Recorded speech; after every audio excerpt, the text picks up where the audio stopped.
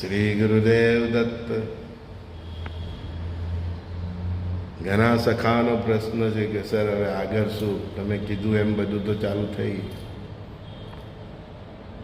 પરમાત્માએ 10 થી 20ની તારીખ એકદમ ઘાતક આપેલી. કાલે મારા ફોલોઅર્સને વોટ્સઅપમાં મેં મેસેજ પણ કરેલો, મારી ફેસબુક પર પણ મૂકેલો. એની ફ્રિકવન્સી એટલી જોરદાર કે ગઈકાલથી જ એક્ટિવ થઈ ગઈ. જે લોકોને પણ ભારતીય સેનાની શક્તિ પર જે કંઈ પણ ડાઉટ છે તેમને ગઈકાલે અનુભવ થઈ ગયો હશે. ખાસ કરીને બોર્ડરવાળા બધાને, પાકિસ્તાનને જેટલી લાગે સરહદથી, કે એનું એક પણ આક્રમણને આપણા અર્જુનોએ અંદર એને ઉપર જ આપણી જે ડિફેન્સ સિસ્ટમ છે એને હવામાં જ નેસ્ત નાબૂદ કરી દીધું, ચાહે ડ્રોન હોય કે મિસાઇલ હોય. આ ખાલી રશિયાથી લીધેલી S-400નું કામ નથી. આ આપણા સ્વદેશી એ બધું ગુપ્ત છે. મેં કહ્યું છે ને કે આપણી સેનામાં અર્જુન પણ છે, સદેવ છે, યુધિષ્ઠિર પણ છે. ઘણી એટલી વસ્તુ ગુપ્ત છે. હજુ આપણી ક્ષમતાનું વિશ્વએ કાલે હજુ ખાલી થોડુંક જોયું છે, અને જે જોયું છે તે પણ આ 1% છે. સમજાય ને ભાઈ? આ સરકાર 10%ના હુમલા વધારે દે ને તો પાકિસ્તાનનું 10 મિનિટમાં પિંડું ભરી જાય એમ છે. બરાબર?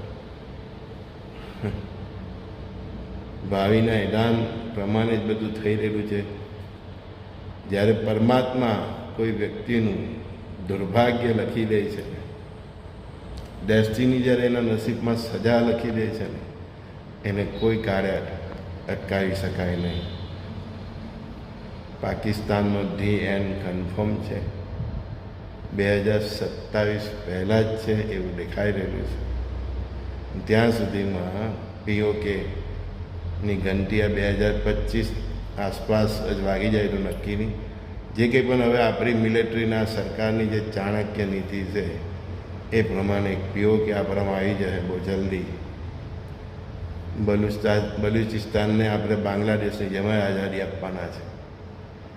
1971માં જે સેના પાસે બૂટ નહીં હતા તે સેનાએ પાકિસ્તાનના ટુકડા કરી નાખેલા, અને એની 93,000 સૈનિક પર આપણે કબજો કરી લીધેલો. આ તો 2014 પછીની મોદી અને અમિત શાહની સેના છે. એ લોકો એટલી તૈયારી કરી છે ને, મેં તમને કહ્યું ને, ભારત એકસાથે પાકિસ્તાન, બાંગ્લાદેશ, ચીન બધાને અફાળી ગાલે. અમેરિકા પણ આપણી હાથે ફેસ ટુ ફેસ લડી શકે એવી શક્તિમાં નથી. હવાઈ હુમલા કરે તે વસ્તુ અલગ છે, પણ આપણી પાસે બહુ બધું છે જે ગુપ્ત છે. એનું કાલે 1% જ પ્રદર્શન કર્યું છે. બહુ માપમાં આપણાવાળા ચાલે છે કે જેથી કરીને શક્તિનું ઓવર પ્રોડક્શન નહીં થાય. પણ પરમાત્માએ પાકિસ્તાનનું જે ભાવિ લખેલું છે અને ભારતનું, અખંડ ભારતનું જે લખેલું છે તે હવે સ્ટાર્ટ થઈ ગયું છે. અને આ હુમલો આપણા દુશ્મનોએ આપણું માપ કાઢવા માટે જ કર્યો છે. ડ્રોન, રોકેટ હુમલા. એ લોકોએ જોઈ લીધું કે આપણી ડિફેન્સ સિસ્ટમ કેટલી પાવરફુલ છે. એટલે ભવિષ્યમાં આપણા દુશ્મનો આના કરતાં 10 ગણો, 50 ગણો વધારે હુમલો કરશે. અને ભારત સરકાર પણ બહુ શાણી છે, એની સેના પણ બહુ શાણી છે. તો એટલી તૈયારી તો લગભગ કરી જ લીધી હશે. એક જ્ઞાની તરીકે સરકારને એટલી વિનંતી કે ઝેરીલા સાપની પૂંછડી હજુ આપણે દબાઈ રહેલા છે. આનું જો માથું છૂંદી નહીં નાખવામાં આવે તો ગઈકાલે જે એને ઝેર ઓક્યું છું એના કરતાં હજારો ગણું ઝેર આ સાપ ઓકી શકે છે.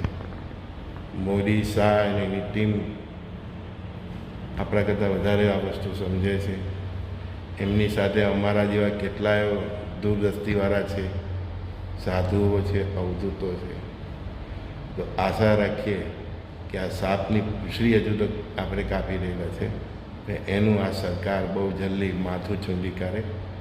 જેટલું જલ્દી આ આપણા દુશ્મનનું માથું આપણે છૂંદી કાઢવું એટલું ભવિષ્યમાં ભારતીયોનું લોહી ઓછું વહેશે.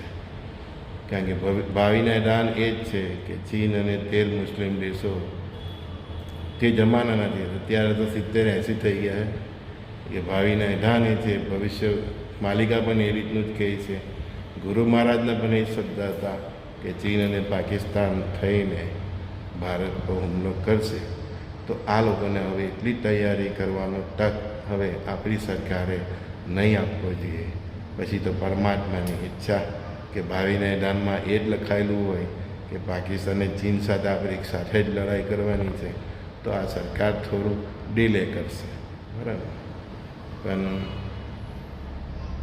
હવે આપણે પણ શું કરી શકીએ? ભાવિના એઢાના જે લખાયેલા હોય કે પાકિસ્તાન અને ચાઇનાને એક સાથે ખતમ કરશે, એ સમય પણ હવે બહુ જલ્દી આવી જશે. ભારત પીઓકેને પણ છૂટું પાડશે, આપણામાં લઈ લેશે અને બલુચિસ્તાનને પણ આઝાદી આપી દેશે. અને તે બચેલું જે પાકિસ્તાન છે એ પણ નાના નાના સુડાનને બધા જે નાના નાના રાષ્ટ્રો છે એવા રાષ્ટ્રોમાં ફેરવાઈ જશે. ઘણા લોકો આપણી જ ભારત દેશને જ પોતાનું રાજ્ય સ્વીકારવા માટે વિનંતી કરશે. આ બધું જ આપણે 2027 સુધી જોયા કરશું. અને 2027 પછી ચીનનો વારો છે, એને ટુકડા ટુકડા થવાનો વારો છે, એની પ્રજાને બળવા જોઈશું. બહુ બધું હવે આપણે જોવા માટે તૈયાર રહેવાનું છે અને એ કાલખંડમાં આપણે પ્રવેશી ગયા છે. હજુ તો આ લોકો મોદીનો સામનો કરી રહેલા છે. મોદી અખંડ ભારત તો બનાવી જ દેશે, બરાબર. તો તે પછી યોગી, એના જેવા બધા સંકસ બહુ ગુપ્ત છે, એ બધા પિક્ચરમાં આવે જે અખંડ ભારત હિન્દુ રાષ્ટ્ર પણ બનાવીને જ રહેશે. કોઈનું કંઈ ચાલવાનું નથી. જ્યારે ડેસ્ટિનીએ, વિધાતાએ જે લેખ લખી નાખ્યા હોય, ગમે તે વ્યક્તિ હોય, એનું પણ કંઈ ચાલે નહીં. મારી સામે પણ કોઈ દુર્ભાગ્ય વ્યક્તિ આવે તો અમે પણ જ્યારે જોઈ લઈએ કે વિધાતાએ આનું આવું જ લખી નાખ્યું છે તો અમે તેનું ભાગ્ય નહીં ફેરવી શકીએ. અને પાકિસ્તાનની દુર્દશા જે વિધાતાએ લખી દીધી છે એમાં જે પણ સપોર્ટ કરશે, જે પણ રાષ્ટ્રો, જે પણ મુસ્લિમ રાષ્ટ્રો, ઇવન ચાઇના કે બીજા કોઈ પણ રાષ્ટ્રો, એ બધાની પણ એ જ હાલત થશે જે પાકિસ્તાનની થઈ છે. મેં તમને બધાને એક સમય આપ્યો હતો કે 18 મેના પહેલાંના 18 દિવસ અને 18 મે પછીના 18 દિવસ ભારત, પાકિસ્તાન અને આખા વિશ્વ માટે બહુ ઇમ્પોર્ટન્ટ છે. અને ભારત અને પાકિસ્તાનનું જે યુદ્ધની જે દિશાઓ છે અને પાકિસ્તાનની દશા અને દિશા જે નક્કી કરશે ભારત, ત્યાં 6 જૂન સુધી તમે જોયા જ કરો. અને પછી એ જો યુદ્ધ અને ભારતની નીતિઓ અને પાકિસ્તાનનું દુઃસાહસ 6 જૂન પછી પણ રહે છે અને 15મી જુલાઈ પછી પણ ખેંચાય છે તો નવેમ્બર સુધી એક મહાયુદ્ધ ભારત પાકિસ્તાન બોર્ડર પર અને આખા વિશ્વમાં આપણે જોઈશું. આપણને એવી અનુભૂતિ કરાવશે કે ના, આપણે રિયલી ત્રીજા વિશ્વયુદ્ધમાં છે. સાથે પ્રકૃતિનો પ્રકૃતિ જોઈશું, જળતત્વો એક્ટિવ થશે, કેટલાય ડેમ તૂટશે, કેટલા સરોવર તૂટશે, બધું બહુ જોવાનું છે ભાઈ, બરાબર. આ માફિયા લોકો એટલે પાકિસ્તાનવાળા કોઈ આપણા ડેમ પર હુમલો નહીં કરી દે તો એ પણ સરકારે સાવધ રહેવું પડશે. આપણે એનું જળ અટકાવેલું છે તો એ સાલા કોઈ આપણા ડેમ પર, કારણ કે જળ પ્રલય છે તો થોડું આપણે આ બધું ધ્યાન રાખવું પડશે. બીજું કે આ બદમાશ પ્રજાઓના સ્લીપર સેલ પર ભારતમાં બહુ છે, એટલે આપણે એઝ એ સિટીઝન પર બહુ સાવધ રહેવું છે. કંઈ પણ શંકાસ્પદ લાગે તો તરત ગવર્મેન્ટનું ધ્યાન લેવું પડશે. હવે જે તમે પહેલાં જે અંધારામાં જીવતા હતા, બેફિકર જીવતા હતા, એવો આ સમય નથી. 6 જૂન સુધી વિશ્વના ઘણા રાષ્ટ્રોની દિશા અને દશા બદલાવાની છે. જોઈએ ભારત પાકિસ્તાનની કઈ દિશામાં અને કઈ દશા તરફ લઈ જાય છે. જેટલું એ બદમાશી કરશે એમ સમજો ને કે પાકિસ્તાન હવે એ જ કરી રહેલું છે જે વિધાતા એની ડેસ્ટિનીમાં લખેલું છે. હવે એના સર્વનાશ તરફ જઈ રહેલું છે. આજે નહીં તો કાલે એનું મૃત્યુ હતું જ. એ રાષ્ટ્રમાં કોઈને કોઈ એવી પુણ્યશાળી આત્મા હશે જેના કારણે આટલું ખેંચાઈ ગયું, પણ હવે પુણ્યશાળી આત્મા પણ જવાબ આપી દીધો છે એવું લાગે છે. આપણામાં એક કહેવત છે કે વિનાશકારી વિપરીત બુદ્ધિ. જોઈએ 6 જૂન સુધી ભારત અને પાકિસ્તાનનું વોર કઈ દિશામાં જાય છે. એક રિઝલ્ટ કન્ફર્મ છે, ચાહે જુલાઈથી નવેમ્બર સુધી પણ ક્યાંય જાય. એક રિઝલ્ટ બહુ કન્ફર્મ છે મોદી સરકારના રાજમાં. PoK comeback again. નકશો ભારતનો મોટો થઈ જવાનો છે. બલુચિસ્તાનને આપણે બાંગ્લાદેશની જેમ આઝાદી અપાવી દેવાના છે.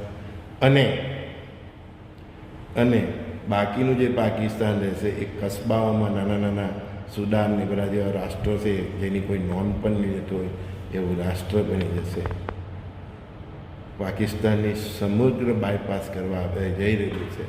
અને જેટલું પણ આટલું પાકિસ્તાન ભવિષ્યમાં બચશે તે શાંતિથી જીવશે. મરે ત્યારે સંજય બોરીવાલાના સર્વે સખાઓ મિત્રોને પ્રણામ. રાષ્ટ્રની ગતિવિધિઓ અને એક્શન પર ધ્યાન આપો. સરકારના ફૂલ સપોર્ટમાં રહો. ભારત હવે અખંડ ભારત થવા જઈ રહ્યું છે. જય હિન્દ. પરસ્પર દેવો ભવ. શ્રી ગુરુદેવ દત્ત. ભારત માતા કી જય. વંદે માતરમ.